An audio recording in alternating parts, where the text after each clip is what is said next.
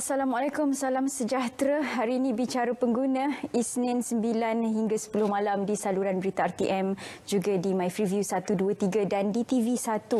Is, kita biru hari ini, Is. Ya, betul. Kita berpakaian serba biru. Tapi yang menariknya kerana Syira tadi bercerita tentang mengapa kita nak pakai biru ni. Sebab mungkin kita boleh korelasikan ataupun kita boleh kaitkan dengan sifat air ataupun sifat alam semula jadi ataupun H2O itu yang penting dalam kehidupan, Syira. Betul. Cakap pasal biru, ada misteri yang saya nak kongsikan. Misteri wanita berkebaya biru yang tular di Facebook juga Instagram di penghujung tahun 2020 sehingga hari ini saya ingat video tu, Is. Kalau kita fikirkan misterinya apa, Is? Okey. Tapi video tu berkenaan apa, Syira? Video tu wanita ini dia memberi apa yang kita berikan kepada alam. Buruk kita beri, buruklah juga yang kita dapat. Itu sebenarnya pengajaran dalam satu video misteri wanita berkebaya biru. Tapi cakap pasal misteri, Is, macam minggu lepas kita ada kisah Cik Seroja. Saya rasa macam kenal lah siapa Seroja tu. Ya? Bukan awak ke? Bukan Cik Seroja, Cik Seroja sendiri. Oh ya ke? Dia macam entiti yang lain lah. Ya. Cakap pasal misteri ni, kita korelasikan dengan misteri Cik Seroja minggu ni. Apa yang berlaku pada dia minggu ni kita akan kongsikan di VT selepas ini. Jom kita saksikan.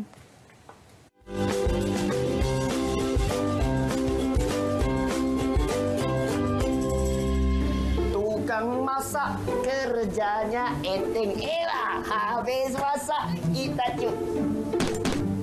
Hello. Alamak, air tak ada pula. Macam mana aku nak berniaga? Inilah dia orang ni. Air tak ada, asyik tak ada je air.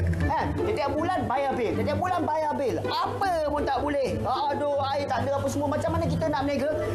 Kena fikirlah sikit orang yang berniaga ni. Kan masa tu penting. Hello. Buat apa tu dari hujung? Saya dengar awak marah-marah. Kenapa? Marah lah. Air tak ada. Kita berniaga. Marah. Geram, Tapi awak tahu tak kenapa punca air tak ada? Tak tahu. Puncanya daripada pencemaran air. Awak tahu yang sekarang ni awak tengah buat apa tu? Tu. Oh, ini. Tengah buat apa? Oh, ini minyak masak saya tadi tu. Dah tak gula, saya buang dalam ni. Kan nanti dia masuk dalam sikit tu, masuk ke longkang. Habis kita. Senang kan? Senang. Buang macam tu je kan? Inilah salah satu punca berlakunya pencemaran air. Bila pencemaran air berlaku, itulah tak ada air dekat kepala paip tu. Salah ni. Salah.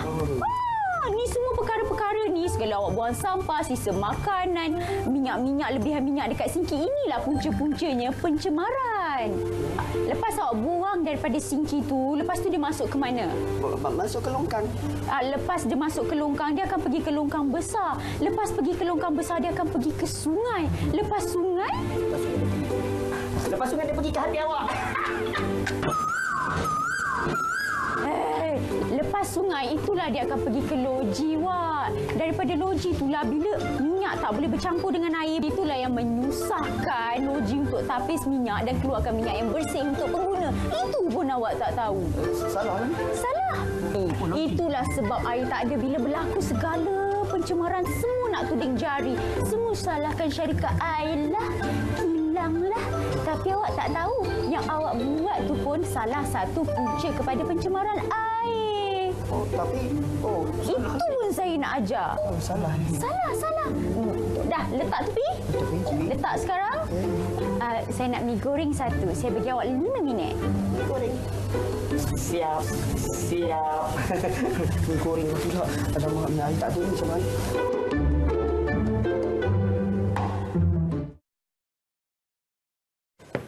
Ya, Cik Seroja ni di samping sifatnya yang suka berjenaka tetapi ada sifat kepekaan dan juga pengetahuan yang tinggi tentang isu-isu pengguna itu. Apa isu sebenarnya kita nak bawa ni tentang isu pengguna ni, Syira? Perihal air negara. Kalau kita fikirkan aktiviti kita sebagai rakyat Malaysia, sebenarnya kita tak tahu apa yang menyumbang kepada punca-punca pencemaran air. Betul. Dan kita pun tak tahu adakah tindakan undang-undang itu boleh diambil ke atas kita individu atau mereka pengusaha restoran. Sebab bila kita bercakap mengenai pencemaran air, kecurian air, kita banyak tertumpu kes-kesnya kepada industri kilang dan sebagainya. Ya. Malam ini kita akan bersama dengan pengarah kanan bahagian penguatkuasa SPAN, iaitu Tuan Kiru Pakaran V. Suvalingam. Apa khabar? Selamat datang. Khabar baik. Okey, Tuan selamat Kiru, cakap pasal air. Is, kita kongsikan apa yang berlaku hari ini yang mungkin Is boleh kongsikan dari segi keselamatan bila kita buka pipe, kita dah tak ada risau air bersih tak bersih. Betul. Itu yang disebutkan oleh Syira tadi, kerana kalau kita nak cerita tentang isu-isu keselamatan, ada buka pipe air macam jadi air longkang, macam keruh kan. Air itu kotor. Jadi kualiti bau dan juga bagaimana air itu diterjemahkan kepada kehidupan seharian itu amat penting. Cuma dalam persoalan yang ditimbulkan oleh Syira tadi, sudah pastinya peranan SPAN ataupun Suruhanjaya Perkhidmatan Air Negara, apa yang boleh Tuan kongsikan tentang secara asas mukadimah untuk bicara pengguna pada malam ini?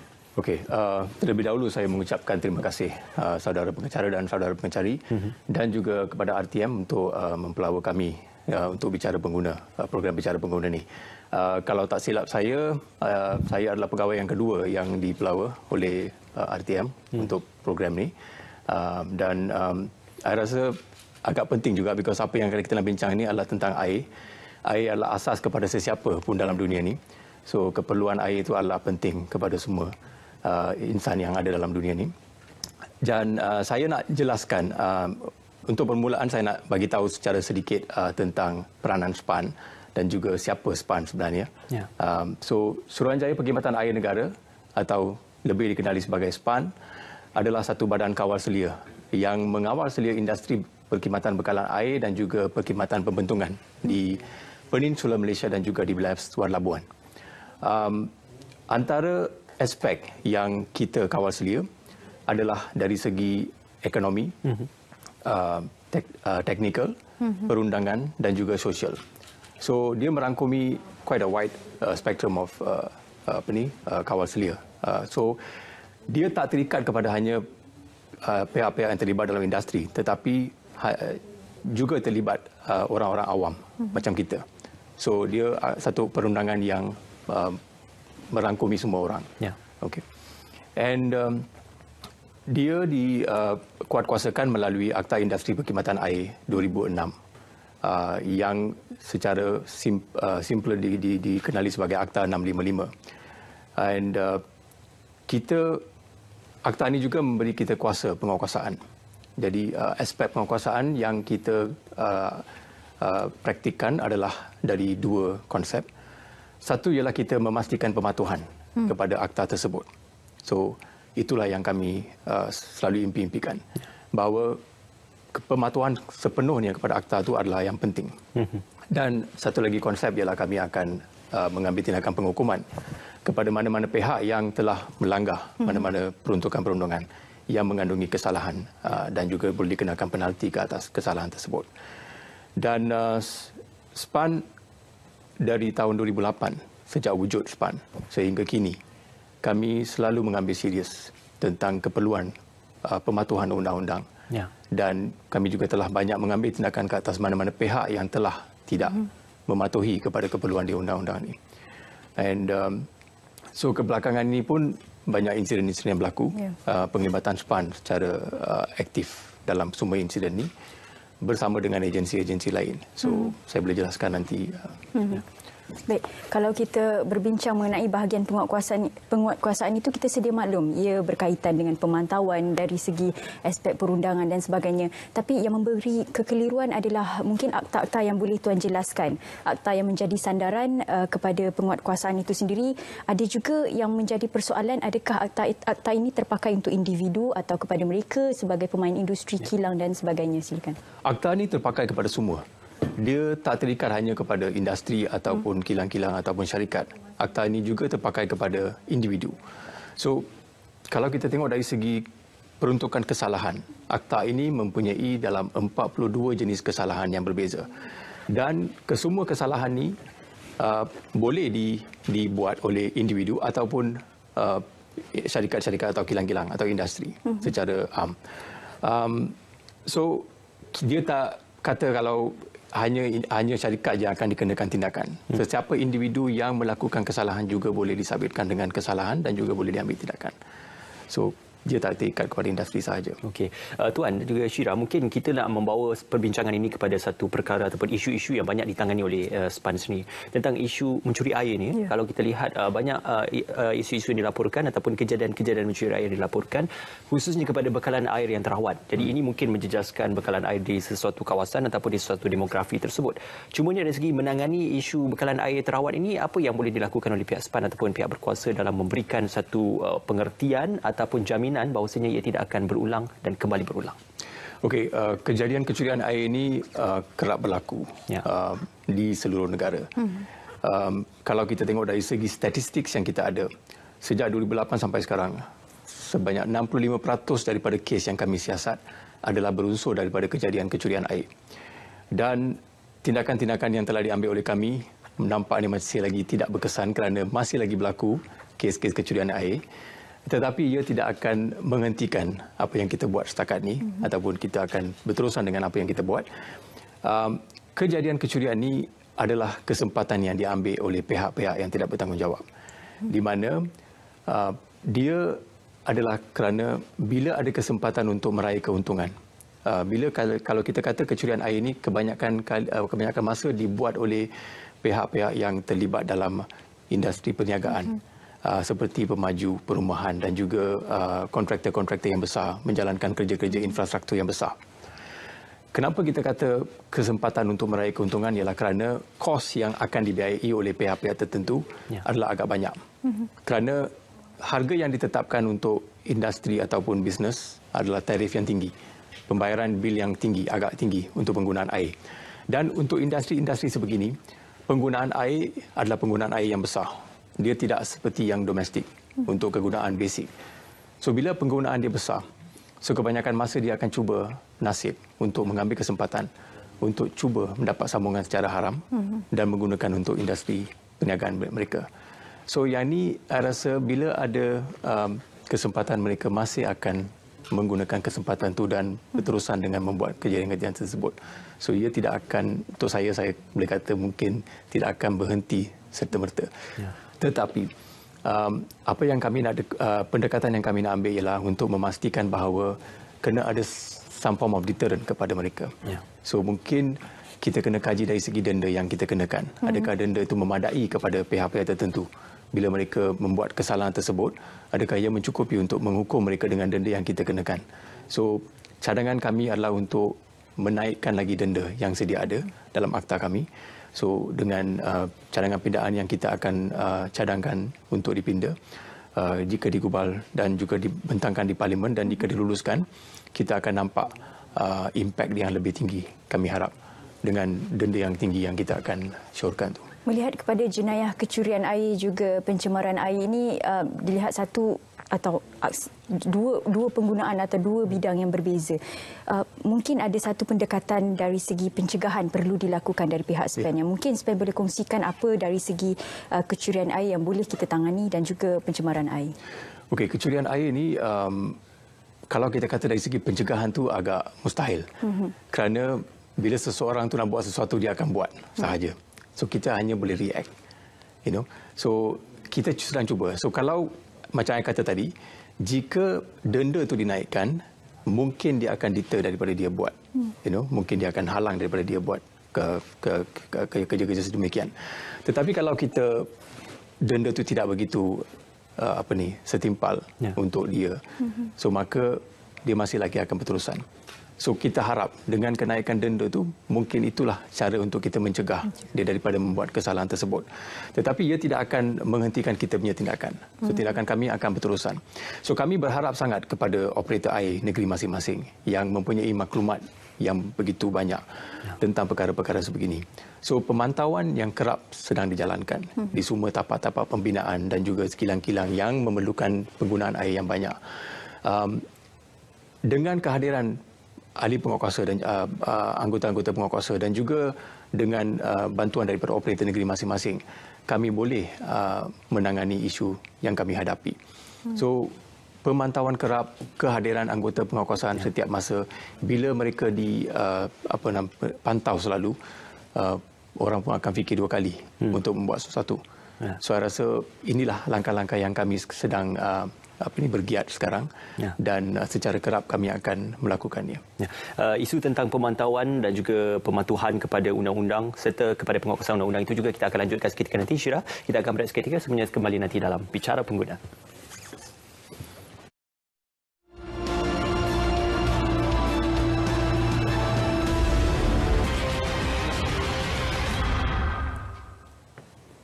Baik, itu dia 4 carta. Kalau nak tahu lagi satu, anda kena tunggu di penghujung rancangan. Tadi Is ada gantung soalan berkaitan dengan pengawasan, pemantauan yang dilakukan pihak SPAN untuk memastikan ia ditangani dengan baik, dengan kita tahu dengan cara yang lebih baik, pendekatan yang lebih baik untuk warga masyarakat. Silakan. Okey, kenapa kita tekankan kepada pemantauan yang kerap? Ialah kerana kita tidak mahu sesuatu insiden itu berlaku yang baru kita nak pergi react ataupun mengambil tindakan kerana ia terlambat. Dan bila insiden itu berlaku, impak dia agak tinggi. Kalau sesuatu insiden yang boleh mengakibatkan impak yang tinggi dan boleh memudaratkan orang ramai, so adalah terlambat. So kami mengambil pendekatan bahawa pemantauan yang kerap adalah yang penting kerana ia akan bagi kesedaran kepada orang ramai ataupun kepada orang-orang yang rasa nak buat sesuatu yang salah, mungkin akan fikir 2 kali kerana mereka sedang dipantau dan sedang dilihat ataupun they are being watched. So when we are being watched, people akan fikir 2 kali untuk membuat sesuatu yang tak betul. So itulah pendekatan yang kami rasa yang paling elok bagi pihak kami. So dah mula kita untuk kita membuat pemantauan secara kerap. Dari apa aspek kesalahan di bawah akta kami, tidak terikat kepada hanya kes kecurian air ataupun pencemaran air. Dia pelbagai jenis kesalahan yang boleh berlaku. So bila dalam rondaan kami, jika kami dapati bahawa ada perkara yang bercanggah dengan keperluan di bawah akta kami terus akan bertindak. So bila kita mula bertindak, orang pun akan rasa sedar dan apa yang dia buat itu salah. Sometimes kita kena fikir, orang ramai kepekaan terhadap undang-undang adalah tidak banyak. Because kebanyakan masa mereka rasa apa yang mereka buat itu adalah betul. So tak salah. So bila hanya kena tangkap baru sedar, apa yang kita buat itu memang ada undang-undang untuk ni. Macam undang-undang kami bila wujud pada asalnya, tak ramai yang tahu. So kalau kita nak salahkan dia orang pun macam agak susah juga. Because mereka rasa apa yang dia buat itu betul. Selama ni okey je. Kenapa tiba-tiba ada pula undang-undang yang mengatakan kita tak boleh buat macam ni? So itulah yang kita nak bagi, kesedaran. So kita kena faham, bila kita ada undang-undang, keperluan di bawah undang-undang ni ada sebab dia. Kenapa? Dia bukan untuk hiasan saja ataupun untuk satu tulisan dalam buku. Dia adalah unsur-unsur dan juga apa yang terletak dalam peruntukan kesalahan tu ada sebab dia kenapa ia adalah satu kesalahan. Kerana implikasi yang akan wujud selepas kami buat kesalahan tersebut adalah agak besar dan boleh membahayakan. Sedar ataupun tidak tuan ya, kalau boleh kita ceritakan tentang beberapa aktiviti yang dilakukan oleh isi rumah ataupun aktiviti domestik pengguna air itu sendiri, kadang-kadang memberi kesan dan juga dampak yang cukup buruk kepada kualiti air, khususnya di kawasan-kawasan saliran dan juga di kawasan-kawasan untuk kita menakung semula air itu. Jadi bagaimana dalam hal ini aktiviti-aktiviti tersebut, kesedaran tentang betapa besarnya kesan aktiviti domestik memberi kesan kepada kualiti air? Penggunaan air, dalam aktiviti domestik, ada beberapa perkara yang boleh mengakibatkan ketulusan air kita. Macam pembuangan sisa minyak atau sisa makan yang lepas makan kita akan basuh dan buang. Pembuangan dalam sinki mungkin akan mengakibatkan because setiap aliran akan mencari saluran. So bila kita buang ke dalam sinki, aliran itu akan masuk ke dalam saluran. So setiap saluran pada akhirnya akan menuju ke dalam sungai. So dia bila kita buang sesuatu, kita rasa kuantiti dia kecil. So dia tak akan menjejaskan apa-apa pun. Kalau 1-2 rumah tak apa. Kalau beratus ribu rumah buat serentak, then dia akan menjadi memudaratkan alam sekitar kita. Baik. So bila sesuatu pembuangan mereka hendak membuat suatu pembuangan, mereka perlu menapis pembuangan tersebut. So ada cara-cara dia untuk menapis sebelum dia memasukkan dalam sinki ataupun membuang dalam sinki. So itulah kami harapkan orang ramai dapat membuat dengan cara yang betul. So kita akan keluarkan awareness program untuk memastikan bahawa orang akan patuh kepada cara yang betul bila membuat pembuangan sebegitu. Baik, melihat apa yang berlaku hari ini, kalau kita lihat kalau dari segi penyelenggaraan, kontraktor-kontraktor yang bertauliah, kita lihat mereka lakukan di satu kawasan yang kita tak sangka ia sebenarnya tindakan yang salah dari segi kita sebagai warga masyarakat. Betul. Kita tak tahu lori-lori yang bertanggungjawab. Kita tidak tahu mungkin ada syarikat-syarikat yang bertauliah yang diberikan kuasa untuk melakukan penyelenggaraan dan sebagainya. Tapi dari segi perbezaan yang mungkin Tuan boleh jelaskan, kita lihat lori di tepi jalan buka lurang pembentungan, kita tak tahu apa yang mereka lakukan. Mungkin dari segi perbezaan kelakuan mereka, lokasi dan lori-lori atau syarikat yang mungkin boleh beri kesedaran kepada warga masyarakat. Okey, bila kita macam saudara kata tadi, bila kita nampak lori tangki yang menjedut daripada lurang pembentungan, persepsi orang ramai adalah ia adalah kontraktor bertauliah ataupun pihak yang berkuasa yang sedang menjalankan kerja-kerja. So, orang ramai tidak akan persoalkan insiden tersebut. So, kami rasa agak susah kalau saya sebagai orang awam, saya tidak tahu. So, mungkin lori itu tidak mempunyai logo, tapi siapa kita untuk pertikaikan apa yang diorang buat. Tetapi kalau kita nampak insiden-insiden kebelakangan ni, bila kita nampak ada banyak lori-lori tangki yang tidak ada apa-apa signage. Macam logo kontraktor yang sah ataupun logo SPAN atau logo IWK. Logo atau lori kosong yang sedang membuat sesuatu yang macam kami rasa ada yang something yang tak betul. So kalau mencurigakan, kami harap orang awam dapat menangkap ataupun mengambil gambar ataupun mengambil video perbuatan tersebut dan majukan pada kami untuk mengambil tindakan seterusnya. Tetapi persepsi ialah kita selalu fikir apa yang diorang buat tu adalah betul. So kita tidak akan persoalkan. Tapi dengan kejadian-kejadian yang telah berlaku sebelum ni, kami rasa kita kena peka kepada kita punya persekitaran. Apa yang sedang berlaku. Dan bila kita nampak sesuatu yang kami rasa mencurigakan, mungkin apa yang diorang buat tu adalah sahih. Tak apa. Kita ambil je dan kita salurkanlah kepada pihak-pihak tertentu. Biar mereka menyiasat. Adakah perkara itu betul ke tak. So, bila insiden-insiden sebegitu berlaku, pihak SPAN pun telah mengadakan ataupun mewujudkan syarat-syarat yang ketat ke atas pihak-pihak kontraktor yang terlibat dalam kerja-kerja pembentungan. So, akan datang nanti mereka akan dipantau dengan lebih ketat lagi. Dan dengan syarat-syarat yang kita telah tetapkan kepada mereka, saya rasa perkara ini boleh ditangani dengan lebih efektif. Untuk SPAN sendiri, apakah saluran ataupun mungkin di laman yang boleh dilayari untuk memberikan kita ada sistem e-aduan. Kalau kita pergi ke laman web SPAN, kita ada platform-platform yang mana mereka boleh mengemukakan maklumat-maklumat yang mereka ada. Sistem e-aduan adalah sistem yang mana aduan-aduan boleh dikemukakan. So akan di-capture oleh kami dan akan ditangani. Seperti yang apa yang perlu kita buat nanti. Kalau kita tahu penggunaan media sosial itu popular. Betul. Apa-apa kita nak kongsi di media sosial dari segi penyalahgunaan kuasa atau mungkin dari segi tindakan individu itu sendiri. Mungkin SPAN boleh jelaskan kalau berkongsi di media sosial apa mungkin tindakan yang SPAN boleh lakukan? Ya, untuk kami yang penting ialah maklumat. Tak kira maklumat tu berasas dari mana. So melalui telefon atau melalui social media atau melalui video recording atau melalui datang ke sendiri untuk bagi tahu secara verbal. So tak kisah punca dari mana. So as long maklumat yang disebarkan kepada kami adalah maklumat yang kami rasa ada asas untuk kami siasat, kami akan membuat apa yang kita perlu buat. Okey. So, tapi kita takut juga tuan kerana ada yang mengatakan bahawasanya dalam hal kita mengambil tindakan ini bila sudah tular baru tindakan diambil ataupun bila sudah tular baru beberapa tindakan susulan akan diliti dengan lebih lanjut. Jadi apa sebenarnya perkara-perkara yang penting untuk kita bercerita tentang aduan maklumat yang boleh dikongsi oleh para pengguna? Okey, ya ada orang yang mengatakan bahawa selepas dia jadi viral barulah kita bertindak. Tetapi kita kena faham mana kalau kita nak pantau semua kawasan yang mungkin akan berlaku kesalahan, agak mustahil. So kita ada limitation sendiri. So kita banyak bergantung kepada maklumat yang akan disebarkan oleh mana-mana pihak yang ada maklumat tersebut.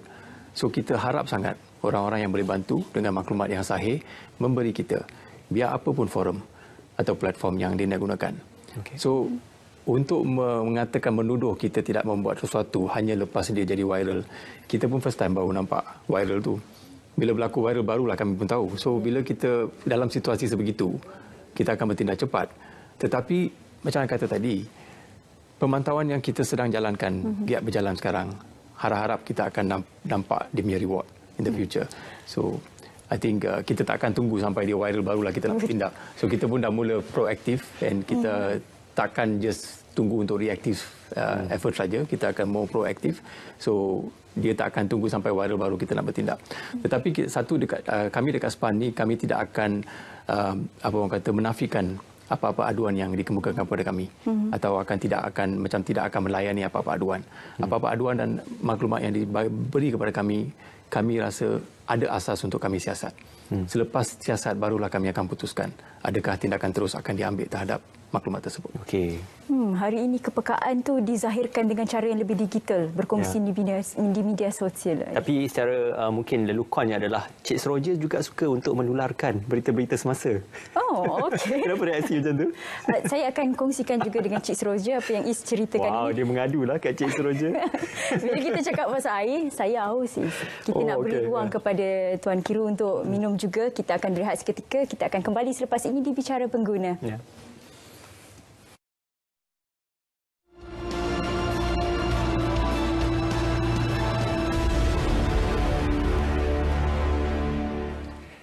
Ya, bersua kembali dalam Bicara Pengguna di saluran berita RTM dan juga di TV1. Syira, kalau boleh kita imbas kembali Syira, ya, banyak aduan para pengguna tentang isu-isu bekalan air yang terganggu. Mungkin sebabkan berlaku beberapa masalah pencemaran dan sebagainya. Ada yang mempertikaikan, kami sudah bayar untuk bekalan air, kenapa kami tidak mendapat bekalan seperti yang sepatutnya. Jadi isu ini perlu kita utarakan juga, Syira. Betul. Tuan Kiru, kalau kita bincangkan berkenaan dengan isu-isu ketiadaan air, pencemaran air, ia kerap kali berlaku. Ya. Begitu mudah air tak ada, begitu mudah juga pencemaran itu berlaku. Dan sekiranya ia berlaku, ia mengambil satu jangka waktu yang lama untuk kita dapatkan semula air yang bersih. Mungkin ada sedikit ulasan daripada SPAN. Ya, kebetulan tahun lepas 2020 adalah tahun yang paling mencabar untuk SPAN. Kerana kekerapan berlakunya pencemaran yang mengakibatkan penutupan loji dan mana tidak dapat membekalkan air bersih kepada orang awam adalah agak banyak. Dan kita kena faham, sumber air untuk rawatan bekalan air bersih adalah daripada sungai. So, yang ni yang kita kena utamakan. So, bila kita dapati sumber air daripada sungai, sungai itu perlu dilindungi dan dipelihara. Dan sungai itu kena bersih. Kalau dicemar, then abstraction air untuk tujuan bekalan itu tidak dapat dilakukan. Kerana pencemaran akan menjejaskan pengoperasian loji. Rawatan air awam. Sebab itulah kami selalu pendekatan yang kami ambil adalah untuk memastikan bahawa industri-industri yang berada di tebing-tebing sungai untuk melaksanakan pelupusan-pelupusan sisa mereka dengan cara yang betul, dengan prosedur-prosedur yang telah ditetapkan. Tetapi macam saya kata tadi, bila kita ada kesempatan untuk membuat sesuatu yang tak betul, orang akan menggunakan kesempatan itu. Itu jalan mudah. Dan juga dari segi penjimatan kos. So, mereka fikir cara yang senang dan cara yang mudah dan cara yang paling murah untuk saya melepaskan sisa ni, dan dia akan cuba nasib untuk melepaskan sisa dalam sungai. So, kalau volume tak banyak tak apa, tapi kalau volume tu agak tinggi, so susah untuk kita hadapi situasi sebegitu. So, bila berlaku pencemaran, kita terpaksa untuk menghentikan pengoperasian loji rawatan air. Dan kerana pencemaran tu berterusan. Macam kalau katakan yang tahun lepas kita ada dengar tentang pencemaran bau. So pencemaran bau tu dia berterusan 2-3 hari dekat sumber air tersebut. So bila dia berterusan, so agak susah untuk kita mengambil air tersebut untuk tujuan rawatan. Kita kena tunggu sampai cemaran bau tu turun. Dan bila kita dah baru yakin bahawa air itu boleh di-abstract untuk tujuan rawatan, barulah kita boleh mula mengoperasikan loji rawatan air. Dan dari segi teknikal, proses dia agak lambat untuk dia memulihkan balik operasi tersebut. So sebab itulah kami akan menghadapi ketiadaan air untuk 3-4 hari berterusan. So ada yang mungkin dalam sampai 5 hari pun tak ada air, because jajaran dia agak jauh, panjang. So bila katakan sekali kita shut down the system, Dan bila kita nak mulakan balik dan cara dia masa yang dia akan ambil untuk dia kembali balik kepada rumah masing-masing, dia akan ambil masa yang lama. Ya. So, memang of course susah untuk orang ramai tanpa air untuk sejam pun memang tak boleh. Jadi bayangkan kalau untuk 5 hari tak ada air. Ya, banyak urusan kehidupan seharian yang terganggu. Saya suka untuk meneruskan persoalan Syira tadi dengan melihat kepada bernaung di bawah Kementerian Alam Sekitar dan juga Air, Suruhanjaya Perkhidmatan Air Negara. Ramai yang mungkin tertanya-tanya apakah antara jurisdiksi ataupun bidang kuasa antara Suruhanjaya Perkhidmatan Air Negara dan juga Jabatan Alam Sekitar. Kerana ada beberapa kes yang didakwa di bawah Akta Alam Sekitar dan juga ada beberapa kes didakwa di bawah akta yang dinaungi oleh SPAN. Jadi apa sebenarnya bidang jurisdiksi ataupun bidang penguatkuasaan undang-undang yang perlu untuk difahami untuk diberikan adawat? Okey, kita ada peruntukan kesalahan untuk pencemaran air. Tapi kita kena faham di sini mana bawah bidang kuasa kami, mana-mana air yang digunakan untuk tujuan rawatan, di situlah mulanya bidang kami, bidang kuasa kami. So kalau kita tengok sungai, kita ada banyak sungai dengan negara ni. So ada sungai yang tak ada berkaitan dengan industri kami. Dia bukanlah punca sumber air untuk tujuan rawatan, bekalan air. Macam kalau saya nak bagi contoh Sungai Kim Kim dekat Johor. Memang tak ada kaitan dengan industri kami. Okay. So kita tidak mengambil apa-apa tindakan dalam kes tersebut, tapi Jabatan Alam Sekitar yang mengambil tindakan dalam kes tersebut. Tetapi kalau kita tengok dekat Sungai Semenyih atau Sungai Langat, sungai-sungai ini atau Sungai Selangor, sungai-sungai ini adalah sungai-sungai utama, punca sumber air utama untuk negeri Selangor. So jika berlaku apa-apa pencemaran dalam sungai-sungai tersebut, bidang kuasa SPAN akan wujud. Dan juga bidang kuasa agensi lain seperti Jabatan Alam Sekitar. Dan kini kita juga dibantu oleh Polis Diraja Malaysia, di mana PDRM pun telah mula untuk menyiasat perkara pencemaran air di bawah Akta Penal Code. So mereka pun ada peruntukan kesalahan di bawah Penal Code, di mana beberapa kes yang telah dibawa ke mahkamah di bawah kesalahan di bawah Penal Code oleh PDRM. Dibaca sekali. Dibaca sekali. Okay. Melihat kepada sorry. Saya tak apa, sila. So dalam satu kes yang kita buat tahun lepas, yang pembuangan sisa kimia ke dalam lurang pembentungan, itu adalah direct. So itu adalah satu kesalahan di bawah akta kami. So bila kita dapati bahawa ada pembuangan terus ke dalam lurang pembentungan yang menghala masuk ke dalam loji rawatan kumbahan awam, yang seterusnya akan mengalih ataupun akan dilepaskan ke dalam sungai. So bila kita ada connection sebegitu, kita pun boleh ambil tindakan di bawah akta kami. So beberapa peruntukan kesalahan yang berkaitan dengan pencemaran air wujud dalam akta kami. Tetapi hanya dari segi pembuktian, kita kena membuktikan elemen-elemen kesalahan tersebut. So bila kita siasat, kita kena mencapai pada semua elemen kesalahan yang kami ada dalam peruntukan akta tersebut. So mana-mana yang boleh dikaitkan, kita akan ambil tindakan.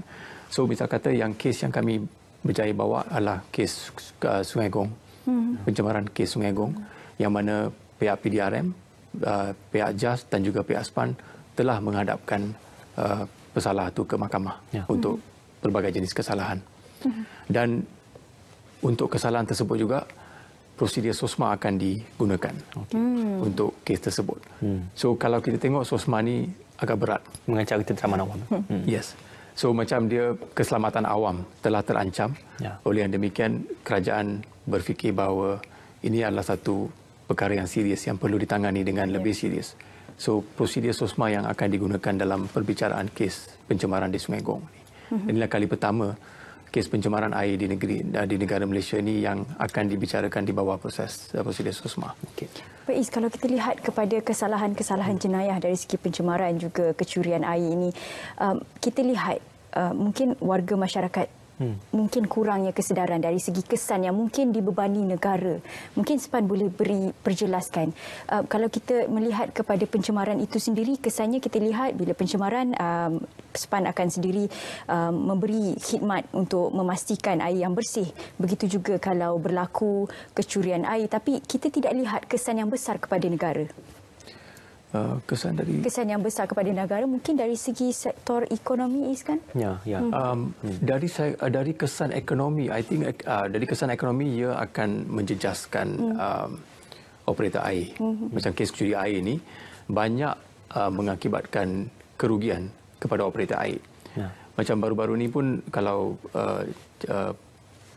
ada keluar perkataan akhbar yang mengatakan bahawa dalam 2 tahun yang lepas, negeri Selangor ataupun operator air di negeri Selangor telah mengalami kerugian sebanyak 8 juta, dalam anggaran 8 juta dalam 2 tahun saja, kerana akibat daripada kes-kes kecurian air yang berlaku di negeri Selangor. Okey, mungkin cuma apa yang diutarakan oleh Syira tadi, persoalan lebih lanjutnya adalah tentang apabila krisis manajemen ataupun pengurusan krisis apabila masalah itu sudah berlaku, untuk memberikan kita remedy kepada para pengguna itu, kerajaan terpaksa membelanjakan satu jumlah yang banyak untuk mengganti semula. Jadi ini memberi kesan kepada pengurusan keuangan kerajaan juga. Ya, betul. Because dia kena apa orang kata, to mobilize semua agensi dan juga perkara-perkara yang perlu dilakukan untuk menangani isu ini akan incur cost yang besar.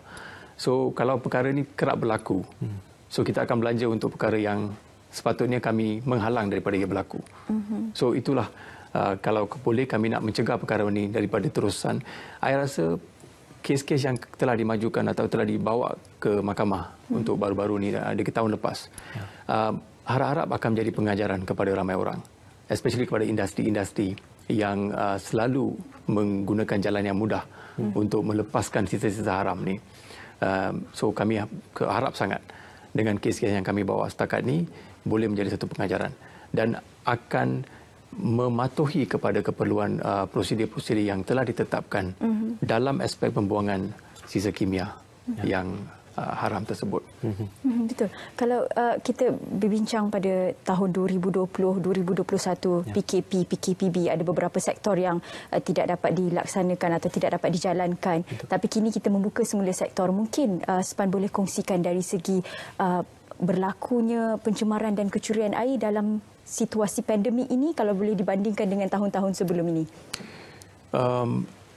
Yalah, macam saya kata tadi, tahun 2020 kebetulan dengan pandemik COVID dan juga kekerapan berlakunya kesalahan-kesalahan ni macam ada kaitan. Saya tak tahu kenapa. Mungkin dari segi economical stress oleh pihak-pihak yang terlibat dalam perniagaan, mungkin mencari jalan yang mudah untuk menjimatkan kos pengoperasian mereka. Saya just anggap, persepsi saya, tapi mungkin tak betul. Tapi kalau kita nampak dari segi statistik kes yang kami hadapi tahun lepas dengan tahun-tahun yang sebelum tu, dia tahun lepas yang paling mencabar.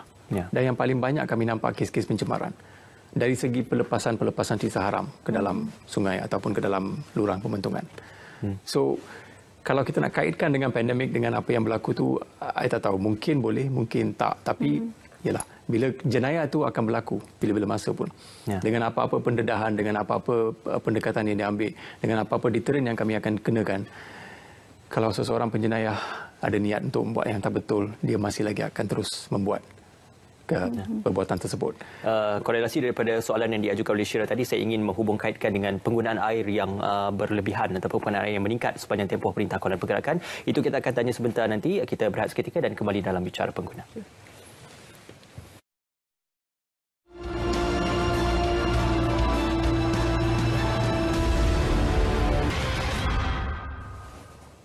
Ya, masih lagi bersama kami dalam Bicara Pengguna. Itu dia tadi, Syira, carta nombor 1 menunjukkan bagaimana penguatkuasaan pengguna air dalam kalangan pengguna.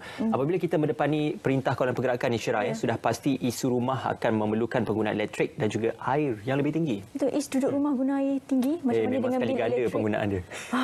Betul, kalau kita berbalik kepada apa yang berlaku sewaktu pandemik, dengan duduk di rumah, bekerja dari rumah, selalu kerap melakukan mencuci tangan, dan mungkin pihak SPAN boleh ajukan bagaimana pihak SPAN memastikan air itu mencukupi dan juga air itu berkualiti. Okey, kita akan memastikan dengan menyarankan kepada operator air awam pembekalan berterusan kepada semua orang yang memerlukan air. Tetapi of course dengan kejadian-kejadian pencemaran yang memaksa kami untuk menghentikan pembekalan air secara berterusan juga wujud masa-masa pada masa-masa itu.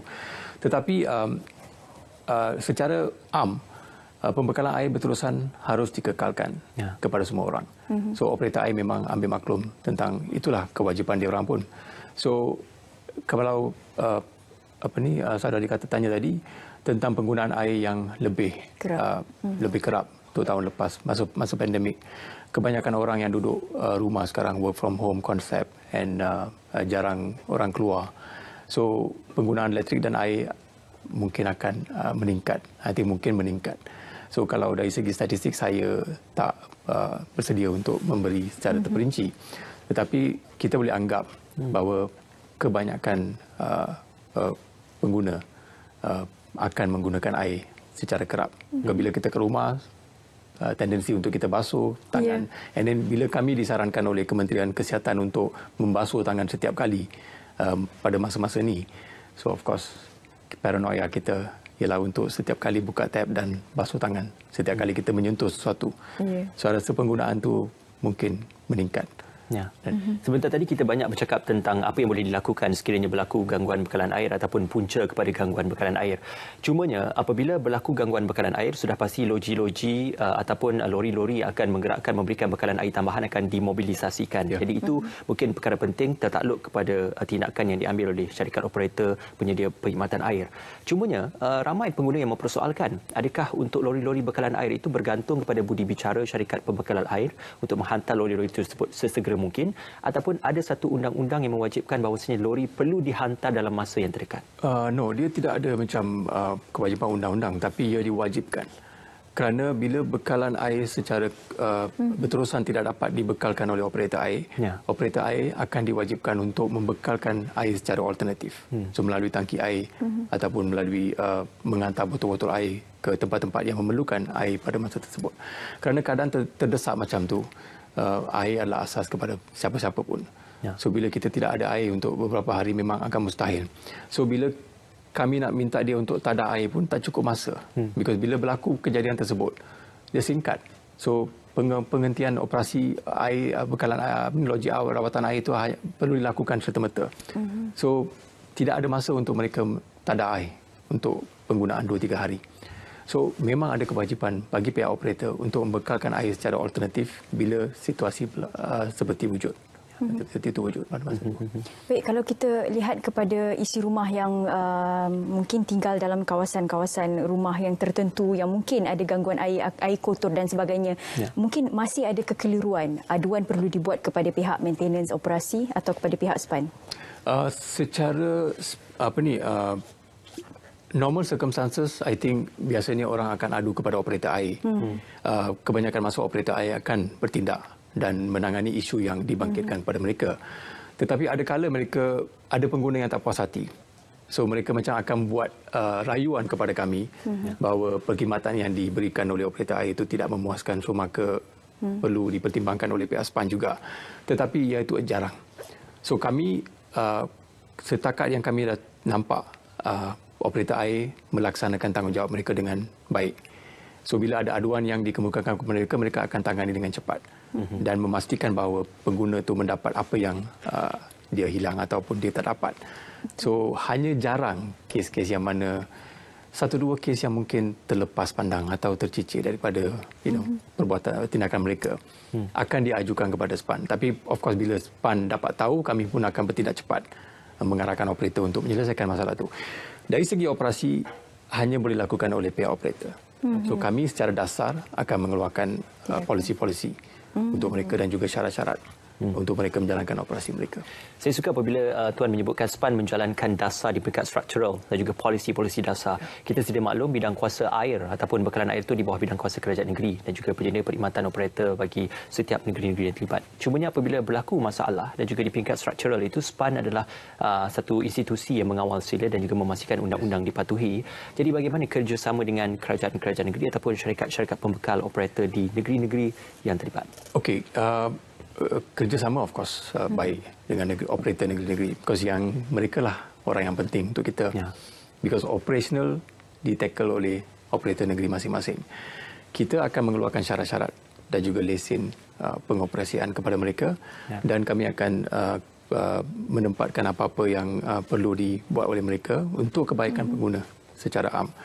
Dan kalau bidang kuasa, of course sebelum ni bidang kuasa kawal selia tu di negeri masing-masing, di bawah kerajaan negeri masing-masing. Tapi selepas 2008 telah diambil alih oleh SPAN selepas pengubalan aktah diwujudkan dan bidang kawal selia telah diambil oleh SPAN sepenuhnya di Peninsula Malaysia dan juga di wilayah Persatuan Labuan. So kami tidak ada bidang kawal selia di Sabah dan Sarawak. Tapi di semua negeri di Peninsula Malaysia dan wilayah Persatuan Labuan di bawah kawal selia SPAN.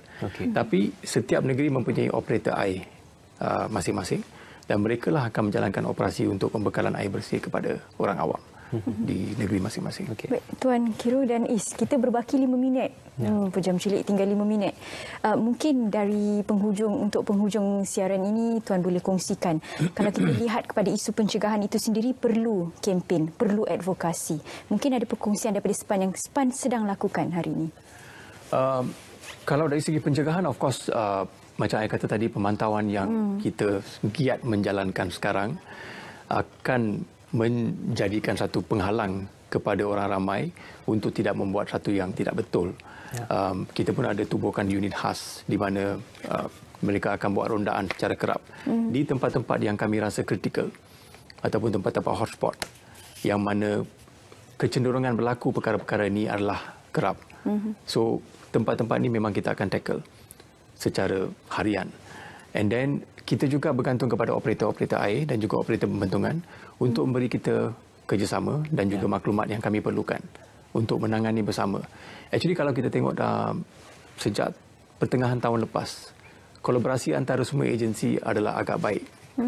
Bila kita pernah kerja secara silo, tetapi lepas insiden yang berlaku dengan kolaborasi antara agensi-agensi seperti PDRM, JAS, LUAS ataupun IWK dengan operator AIM sendiri dan bersama dengan SPAN, boleh nampak dia impact dan effectiveness dalam menangani isu-isu yang kami hadapi. InsyaAllah satu persen yang baik, sama-sama kita ambil teladan dan juga sama-sama kita membuka mata para pengguna supaya cakna tentang isu penguasaan undang-undang dan juga isu air yang mendasari kehidupan pengguna. Terima kasih diucapkan kepada Tuan Kiro Pakaran Visu Valinggam, Pengarakanan Bahagian Penguasaan Suruhanjaya Perkhidmatan Air Negara. Satu persen yang baik untuk kita membuka mata tentang isu penguasaan undang-undang berkaitan air. Betul, kalau anda nak tahu lebih misteri minggu hadapan, misteri Cik Seroja, juga misteri apa yang kita akan bawakan dalam Bicara Pengguna, anda tunggu Isnin minggu hadapan di saluran Berita RTM, juga di saluran MyFeedView 1, 2, 3 dan di TV1. Saya tinggalkan anda dengan Assalamualaikum dan selamat malam.